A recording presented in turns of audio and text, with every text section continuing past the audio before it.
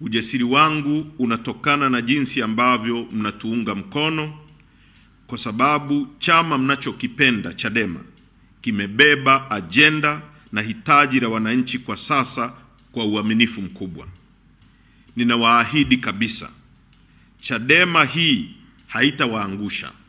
Endeleeni kutuamini na endeleeni kutuunga mkono.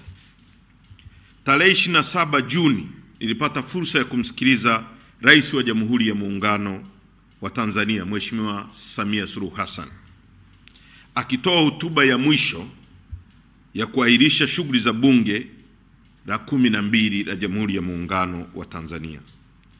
Chadema kama chama kikuu cha upinzani, kwa niaba ya wananchi, nataka kuzungumza mambo yafuatayo kutoka katika hotuba hiyo ambayo ilipelekwa kwa iliyopokelewa kwa hisia zisizo na uchangamfu.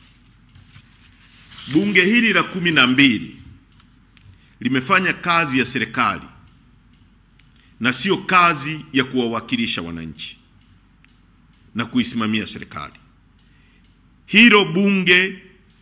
Hilo halina ubishi. Bunge hili lilikuwa